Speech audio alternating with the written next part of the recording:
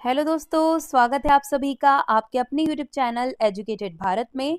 दोस्तों, आज की वीडियो में हम अमेरिकी क्रांति का पार्ट 2 देखने वाले हैं। इससे पहले हम पार्ट 1 देख चुके हैं। अगर आपने अभी तक नहीं देखा है तो लिंक डिस्क्रिप्शन में दी हुई है, वहां जाकर जरूर देख लीजिए, क्योंकि वो सभी क्वेश्चन भी मोस्ट इंपॉर्टेंट थे और आज का ये वीडियो भी मोस्ट इंपॉर्टेंट होने वाला है। और आप सभी को पता है कि यहाँ पर एमसीक्यूज के साथ आपको एक्सप्लेनेशन भी मिलता है, इसलिए इस खास वीडियो को एंड तक जरूर देखिए। वीडियो पसंद आए तो लाइक एंड शेयर जरूर कीजिए। अगर अभी तक चैनल को सब्सक्राइब नहीं किया है तो प्लीज चैनल को सब्सक्राइब करके बेल आइकन जरूर प्रेस कीजिए। चलिए बिना टाइम गवाए हम स्टार्ट करते हैं। फर्स्ट क्वेश्चन देखिए, स्वतंत्रता की घोषणा किस प्रकार की सरकार आरंभ करने का प्रयास थी? तो यहाँ पर करेक्ट आंसर हो जाएगा डी, लोकतंत्र। ठीक है, जो स्वतंत्रता की घोषणा थी वो लोकतंत्र सरकार आरंभ करने का प्रयास थी। देखिए, स्वतंत्रता की घोषणा लोकतंत्र शुरू करने का एक प्रयास था। यह दस्तावेज में बताए गए सिद्धांतों और आदर्शों से स्पष्ट है, जैसे कि सभी व्यक्तियों की समानता में विश्वास और यह विचार कि सरकारें अपनी शक्ति शासितों की सहमति से प्राप्त करती है। घोषणा का लक्ष्य एक ऐसी सरकार की स्थापना करना था जो लोगों के प्रति जवाबदेह हो और उनके अधिकारों और स्वतंत्रता की रक्षा करे। तो मोस्ट इंपॉर्टेंट क्वेश्चन है, कई बार रिपीट हुआ है, आपको याद रखना है। नेक्स्ट देखिए, स्वतंत्रता की घोषणा समझाने के लिए लिखी गई थी। किसे समझाने के लिए लिखी गई थी? तो सही आंसर हो जाएगा सी, उपनिवेशों को ग्रेट ब्रिटेन से अलग होने का समय आ गया है ये बताने के लिए। ठीक है, क्यों काट दीजिएगा, समय आ गया है ये बताने का को समझाने के लिए ही स्वतंत्रता की घोषणा की गई थी। देखिए, स्वतंत्रता की घोषणा यह समझाने के लिए की गई थी कि उपनिवेशों को ग्रेट ब्रिटेन से अलग होने का समय आ गया है। इस दस्तावेज में उपनिवेशवादियों की शिकायतों और उनके विश्वास को रेखांकित किया गया है कि उन्हें अपनी स्वतंत्र सरकार स्थापित करने का अधिकार है। इसमें ब्रिटिश सरकार द्वारा किए गए दुर्व्यवहारों और अन्यायों का वर्णन दिया गया और तर्क दिया गया कि उपनिवेशों को स्वशासन और ब्रिटिश शासन से स्वतंत्रता का अधिकार था। स्वतंत्रता की घोषणा करके उपनिवेशवादियों ने अपने अधिकारों का दावा करने और स्वतंत्रता और आत्मनियंत्रण के सिद्धांतों के आधार पर एक नया राष्ट्र स्थापित करने की मांग की थी। तो मोस्ट इंपॉर्टेंट है, देखिए, स्वतंत्रता की घोषणा, यहाँ से बहुत सारे क्वेश्चन बनते हैं। स्वतंत्रता की घोषणा में कहा गया कि सभी लोग कुछ अधिकारों के साथ पैदा होते हैं, जिनमें शामिल है, तो जिनमें क्या शामिल है? करेक्ट आंसर हो जाएगा डी, जीवन, स्वतंत्रता और खुशी की खोज का अधिकार। आपको याद रखना है, जीवन, स्वतंत्रता और खुशी की खोज का अधिकार, ये सभी ऐसे अधिकार हैं जिनके साथ लोग पैदा होते हैं। ये याद रखना, किसमें बोला गया है? स्वतंत्रता की घोषणा में। देखिए, सही उत्तर जीवन, स्वतंत्रता और खुशी की खोज का अधिकार है।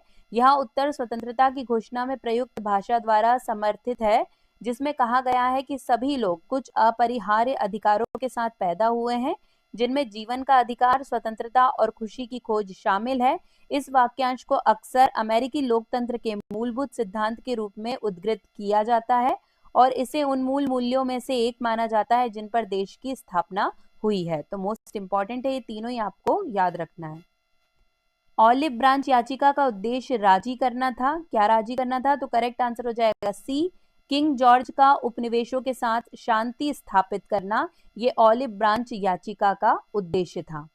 देखिए, ऑलिव ब्रांच याचिका अमेरिकी उपनिवेशवादियों द्वारा ब्रिटेन के साथ पूर्ण पैमाने पर युद्ध से बचने का अंतिम प्रयास था। इसे शांतिपूर्वक संघर्षों को सुलझाने और उपनिवेशों और ब्रिटिश सरकार के बीच सद्भाव बहाल करने की उम्मीद में किंग जॉर्ज थर्ड को भेजा गया था।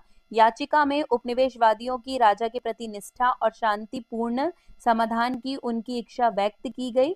हालांकि किंग जॉर्ज तृतीय ने याचिका खारिज कर दी और इसके बजाय उपनिवेशों को विद्रोह की स्थिति में घोषित कर दिया। यह अंततः अमेरिकी क्रांतिकारी युद्ध का कारण बना। तो मोस्ट इंपॉर्टेंट है, आपको याद रखना है, ऑलिव ब्रांच याचिका, ये बहुत ज्यादा पूछा जाता है। मैग्ना कार्टा, जिस पर 1215 में किंग जॉन द्वारा हस्ताक्षर किए गए थे, ने यह स्पष्ट कर दिया। क्या स्पष्ट कर दिया? तो करेक्ट आंसर हो जाएगा सी, यहाँ तक कि इंग्लैंड के राजा को भी कानून का पालन करना चाहिए। ठीक है, जो मैग्ना कार्टा आया था 1215 में, किंग जॉन द्वारा हस्ताक्षर किए गए थे और उसने ये स्पष्ट कर दिया था कि ये जो मैग्ना कार्टा है, इस पर इंग्लैंड के राजा को भी कानून का पालन करना चाहिए, ऐसा लिखा था। देखिए, 1215 में किंग जॉन द्वारा हस्ताक्षरित मैग्ना कार्टा ने इस सिद्धांत को स्थापित किया कि इंग्लैंड के राजा को भी कानून का पालन करना चाहिए। इस दस्तावेज ने राजा की पूर्ण शक्ति को सीमित कर दिया और ये विचार पेश किया कि शासक बाकी आबादी के समान कानूनों के अधीन है। इसने कानून के शासन और संवैधानिक राजतंत्र के विचार की नींव रखी, जहां राजा का अधिकार एक कानूनी ढांचे द्वारा बाधित होता है। मैग्ना कार्टा ने सत्ता की गतिशीलता में एक महत्वपूर्ण बदलाव को चिन्हित किया और लोकतांत्रिक सिद्धांतों और व्यक्तिगत अधिकारों के विकास के लिए मंच तैयार किया। तो ये भी मोस्ट इंपॉर्टेंट क्वेश्चन है, पूछा गया है बहुत बार, इसलिए आपको याद रखना है। नेक्स्ट देखिए, बोस्टन नरसंहार में मारा जाने वाला पहला व्यक्ति कौन था? ये क्वेश्चन भी रिपीट हुआ है, यहाँ पर सही आंसर हो जाएगा बी, क्रिस्पस अटैक्स। ठीक है, क्रिस्पस अटैक्स का नाम आपको याद रखना है। ये बोस्टन नरसंहार में मारे जाने वाले पहले व्यक्ति थे। देखिए, क्रिस्पस अटैक्स बोस्टन नरसंहार में मारा जाने वाला पहला व्यक्ति था।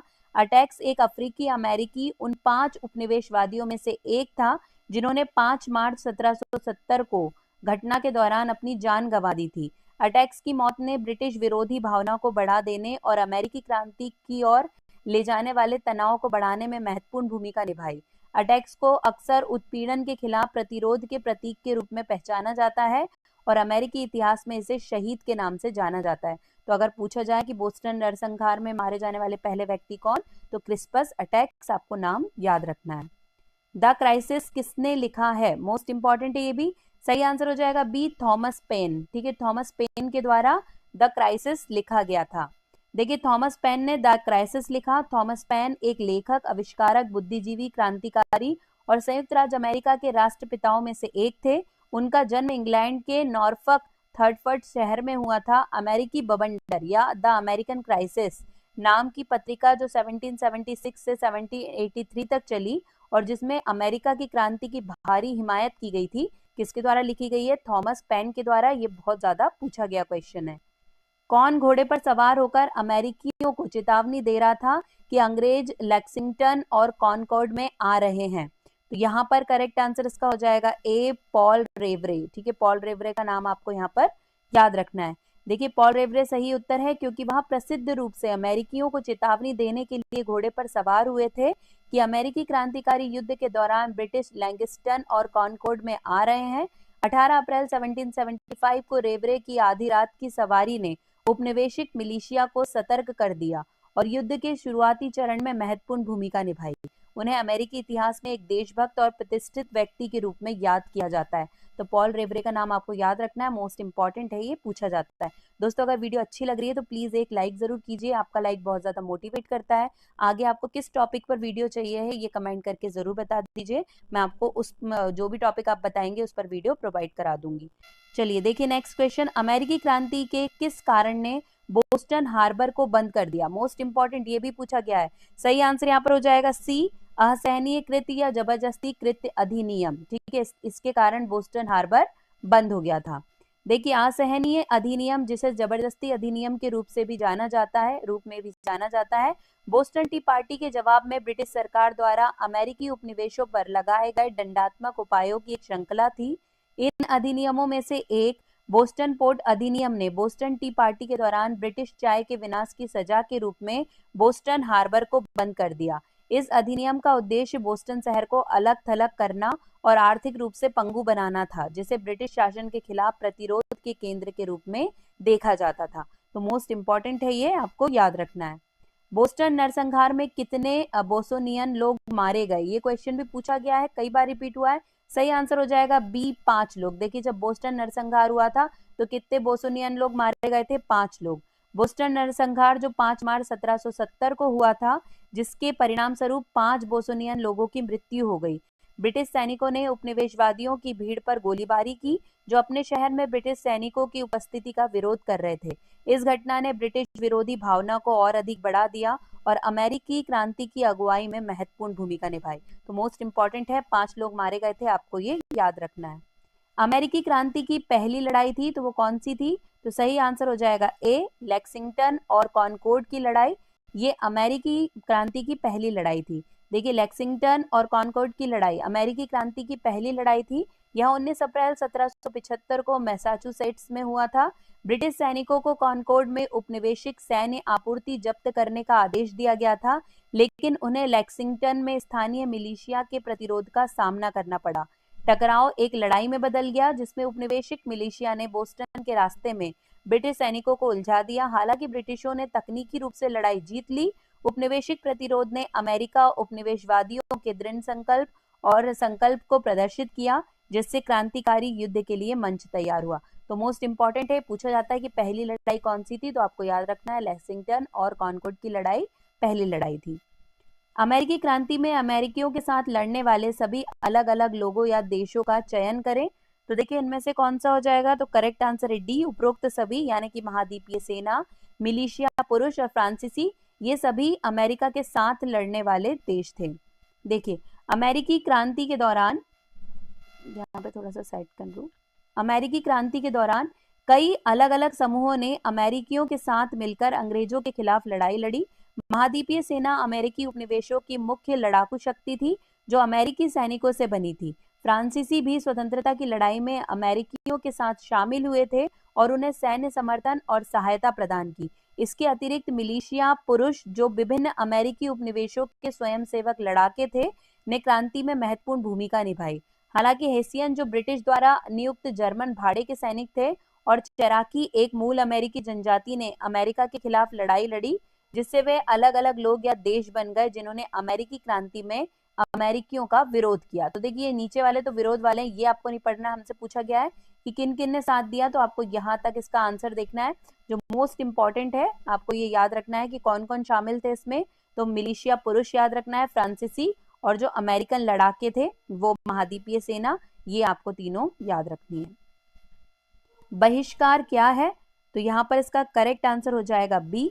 जब लोग किसी व्यवसाय या सरकार पर अपनी नीति बदलने के लिए दबाव डालने के लिए कुछ वस्तुओं को खरीदने या उपयोग करने से इनकार करते हैं, इसे ही क्या कहा जाता है, बहिष्कार कहा जाता है।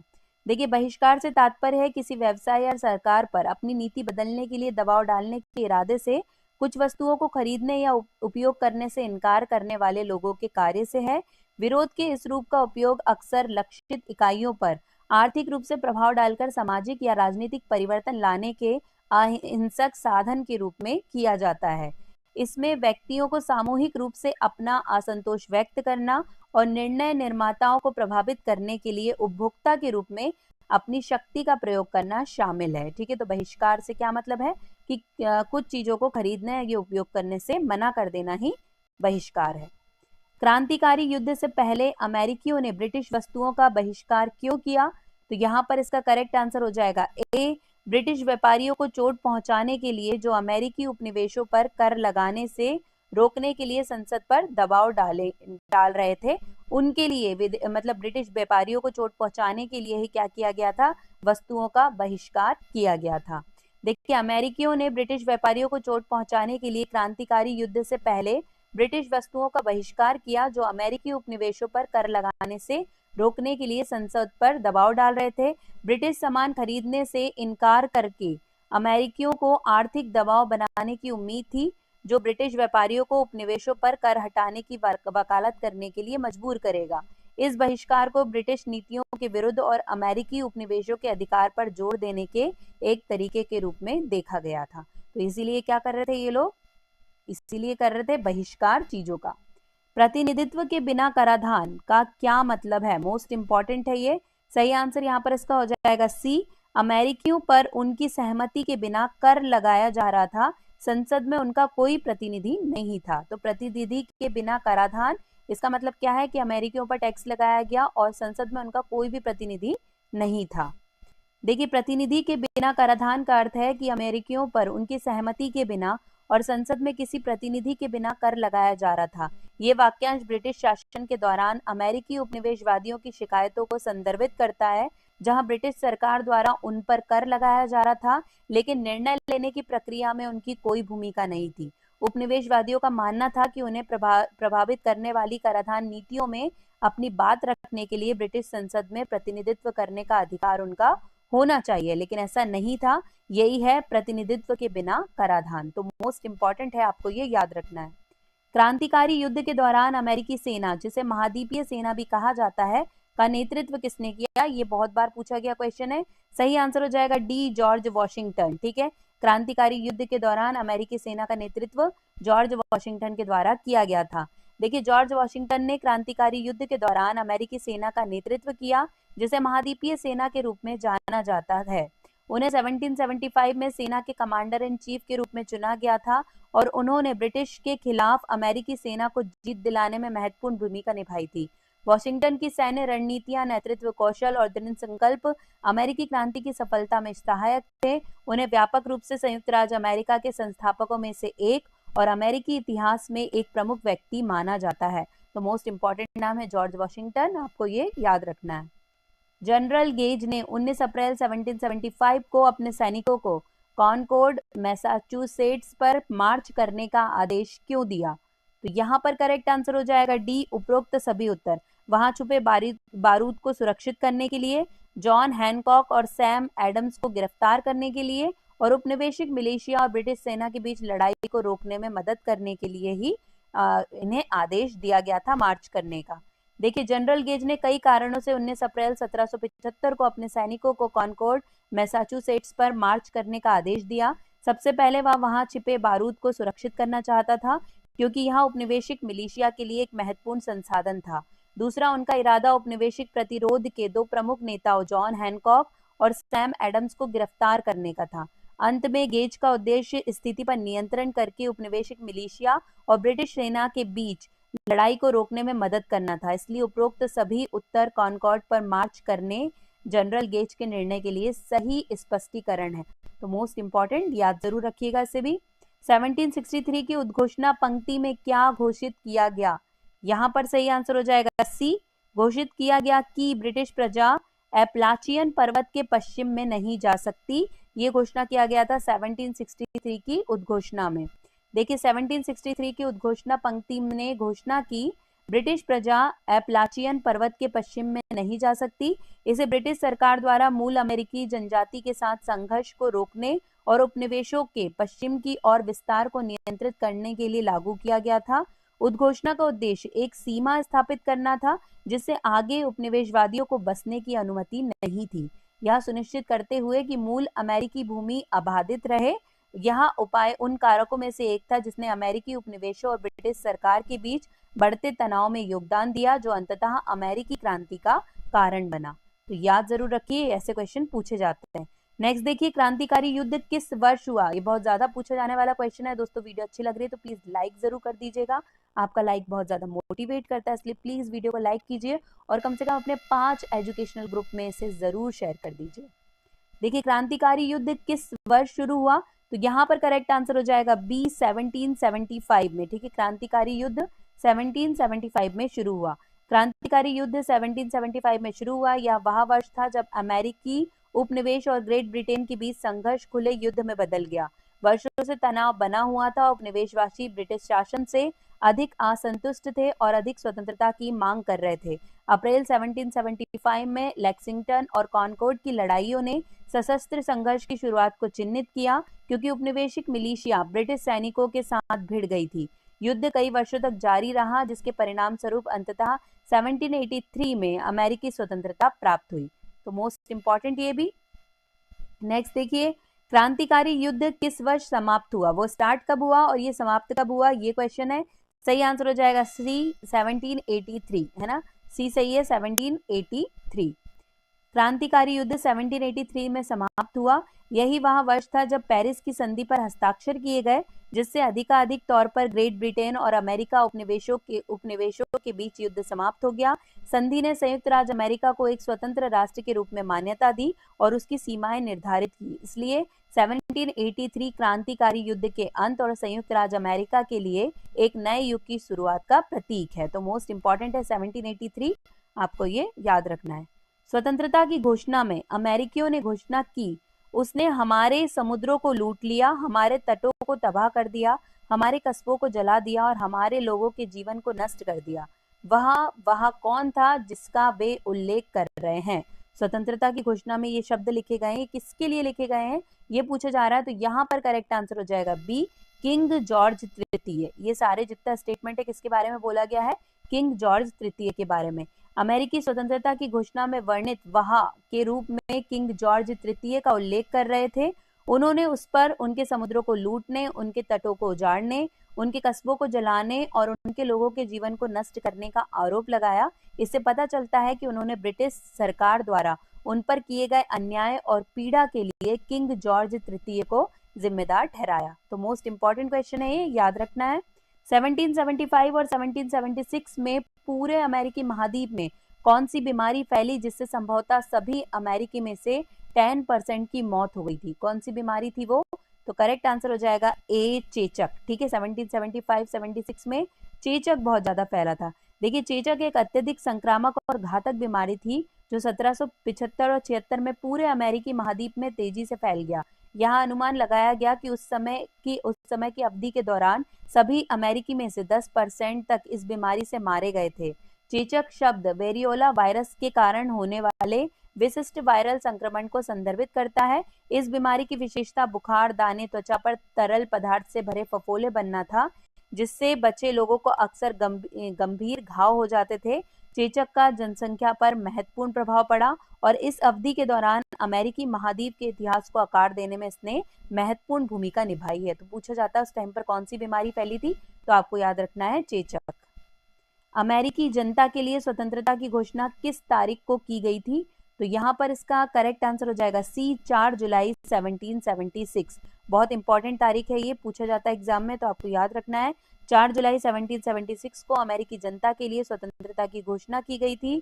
यह तारीख महत्वपूर्ण है क्योंकि यह उस दिन को चिन्हित करती है जब कॉन्टिनेंटल कांग्रेस ने आधिकारिक तौर पर 13 अमेरिकी उपनिवेशों को ब्रिटिश शासन से स्वतंत्र घोषित किया था। स्वतंत्रता की घोषणा अमेरिकी इतिहास में एक महत्वपूर्ण दस्तावेज थी जो स्वशासन और व्यक्तिगत अधिकारों के सिद्धांतों को रेखांकित करती है जो नए राष्ट्र को आकार देते हैं। 4 जुलाई को अब संयुक्त राष्ट्र अमेरिका में प्रतिवर्ष स्वतंत्रता दिवस के रूप में मनाया जाता है। तो मोस्ट इंपॉर्टेंट है 4 जुलाई 1776 की डेट। व्यापारिक सिद्धांत के तहत अमेरिकी उपनिवेशों से निम्नलिखित को छोड़कर बाकी सभी कार्य करने की अपेक्षा की गई थी। किसे छोड़कर? तो सही आंसर यहाँ पर हो जाएगा बी, जितनी जल्दी हो सके आर्थिक रूप से आत्मनिर्भर बने, ऐसी अपेक्षा उनसे नहीं की जा रही थी। जबकि ब्रिटेन को वहां उपलब्ध नहीं होने वाले कच्चे माल की आपूर्ति करे, रॉयल नेवी की ताकत बढ़ाने के लिए जहाज, नाविक और व्यापार को सुसज्जित करे, ब्रिटिश निर्मित वस्तुओं के लिए बाजार उपलब्ध कराए, ये सभी उम्मीदें की जा रही थी, लेकिन ये बी वाली उम्मीद नहीं की जा रही थी, इसलिए हमारा करेक्ट आंसर हो जाएगा बी।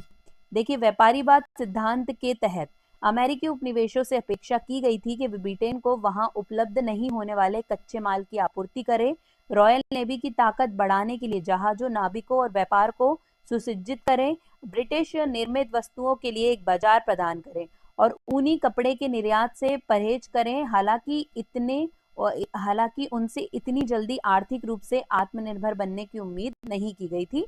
तो हमारा ऐसा इसलिए क्योंकि व्यापारिकता का लक्ष्य मात्र देश की संपत्ति और शक्ति को अधिकतम करना था। इसलिए उपनिवेशों को निर्मित वस्तुओं के लिए ब्रिटेन पर भरोसा करने और ब्रिटिश उद्योगों को समर्थन देने के लिए कच्चे माल का निर्यात करने के लिए प्रोत्साहित किया गया था। तो ये मोस्ट इंपॉर्टेंट है एक्सप्लेनेशन, आपको ये याद रखना है। ब्रिटिश संसद ने मुद्रा कानून बनाया जिसका उद्देश्य मुख्य रूप से लाभ पहुंचाना था। तो यहाँ पर करेक्ट आंसर हो जाएगा बी, ब्रिटिश व्यापारियों को। ब्रिटिश संसद ने जो मुद्रा कानून बनाया था उसमें लाभ किसको मिलने वाला था? तो वो था ब्रिटिश व्यापारियों को। देखिए, ब्रिटिश संसद ने मुद्रा कानून बनाया जिसका उद्देश्य मुख्य रूप से ब्रिटिश व्यापारियों को लाभ पहुंचाना था। इस कानून का उद्देश्य अमेरिकी उपनिवेशों में मुद्रा को विनियमित करना था, यह सुनिश्चित करना कि ब्रिटिश व्यापारी और आर्थिक गतिविधियों पर नियंत्रण बनाए रख सके। मुद्रा कानून को लागू करके ब्रिटिश संसद का उद्देश्य ब्रिटिश व्यापारियों के हितों की रक्षा करना और उपनिवेशिक अर्थव्यवस्था में अपना प्रभुत्व बनाए रखना था, ये उनका मेन उद्देश्य था। ब्रिटिश संसद ने स्टाम्प अधिनियम पारित किया, तो इसका करेक्ट आंसर यहाँ पर हो जाएगा ए, उपनिवेशिक रक्षा करने के लिए आवश्यक नए सैन्य बलों का समर्थन करने के लिए धन जुटाने के लिए ये स्टैंप अधिनियम पारित किया गया था। देखिए, ब्रिटिश संसद ने उपनिवेशिक रक्षा के लिए आवश्यक नए सैन्य बलों का समर्थन करने के लिए और धन जुटाने के लिए स्टाम्प अधिनियम पारित किया। इस अधिनियम के तहत उपनिवेशवादियों को विभिन्न मुद्रित सामग्रियां जैसे समाचार पत्र, कानूनी दस्तावेज, ताश के पत्ते पर कर का भुगतान करना आवश्यक था। इस कर से उत्पन्न राजस्व का उद्देश्य अमेरिकी उपनिवेश के रखरखाव और सुरक्षा की लागत को कवर करने में मदद करता था। संभावित खतरों और संघर्षों के खिलाफ उपनिवेशों की रक्षा के लिए आवश्यक बढ़ती सैन्य उपस्थिति के कारण इसे आवश्यक माना जाता था। तो मोस्ट इंपॉर्टेंट है, आपको ये याद रखना है। नेक्स्ट देखिए, उपनिवेशवादियों ने स्टैंप अधिनियम पर आपत्ति इसलिए जताई क्योंकि, तो इसका करेक्ट आंसर हो जाएगा सी, संसद ने कर पारित किया, उपनिवेशवादियों ने नहीं। उनका कहना था कि संसद ने इस टैक्स लगाया है, उपनिवेशवादियों ने नहीं लगाया है। देखिए, उपनिवेशवादियों ने स्टैंप अधिनियम पर आपत्ति जताई क्योंकि उनका मानना था कि संसद जो ब्रिटेन में स्थित है के पास उनकी सहमति के बिना उपनिवेशों पर कर पारित करने का अधिकार नहीं था। उन्होंने तर्क दिया केवल अपनी उपनिवेशिक सभाओं को ही उन पर कर लगाने का अधिकार था। इसलिए उपनिवेशवादियों ने स्टैंप अधिनियम को अपने अधिकारों के उल्लंघन और प्रतिनिधित्व के बिना कोई कराधान नहीं के सिद्धांत के उल्लंघन के रूप में देखा। उनका मानना था कि कर लगाने की शक्ति उपनिवेशिक सरकार के पास होनी चाहिए, ना कि दूर स्थित ब्रिटिश संसद के पास। तो ये मोस्ट इंपॉर्टेंट है, कई बार पूछा गया है, आपको याद रखना है। नेक्स्ट देखिए, टाउनशेड अधिनियमों के अमेरिकी विरोध के परिणाम स्वरूप, तो सही आंसर हो जाएगा यहाँ पर ए। ब्रिटिश अधिकारियों ने कानून और व्यवस्था बहाल करने के लिए बोस्टन में सैनिकों की रेजिमेंट भेजी थी। देखिए, टाउनशेड अधिनियमों के अमेरिकी विरोध के परिणाम स्वरूप ब्रिटिश अधिकारियों ने कानून और व्यवस्था बहाल करने के लिए बोस्टन में सैनिकों की रेजिमेंट भेजी। यह कार्रवाई बोस्टन में बढ़ती अशांति और विरोध प्रदर्शन, विशेष रूप से उपनिवेशवादियों द्वारा आयोजित बहिष्कार और गैर आयात समझौतों के जवाब में की गई थी। ब्रिटिश अधिकारियों का मानना था कि सेना भेजने से शहर पर नियंत्रण बनाए रखने और ब्रिटिश अधिकारों को लागू करने में मदद मिलेगी। हालांकि इस निर्णय ने अंततः तनाव बढ़ा दिया और बोस्टन नरसंहार जैसी हिंसा के फैलने में योगदान दिया, जिससे ब्रिटिश शासन के प्रति उपनिवेशवादियों की नाराजगी और अधिक बढ़ गई थी। तो मोस्ट इंपॉर्टेंट ये भी याद रखना है। देखिए, जितने भी क्वेश्चन है कहीं ना कहीं रिपीट हुए हैं, इसलिए आपको सभी क्वेश्चन बहुत ध्यान से देखकर जाना है। देखिए, नेक्स्ट, प्रथम महाद्वीपीय कांग्रेस, तो सही आंसर हो जाएगा डी। ब्रिटिश वस्तुओं के पूर्ण बहिष्कार का आह्वान किया। जो प्रथम महाद्वीपीय कांग्रेस हुई थी, उसने ब्रिटिश वस्तुओं के पूर्ण बहिष्कार का आह्वान किया था। देखिए, पहली महाद्वीपीय कांग्रेस ब्रिटिश शासन के खिलाफ शिकायतों को संबोधित करने के लिए 13 उपनिवेशों के प्रतिनिधियों की एक बैठक थी।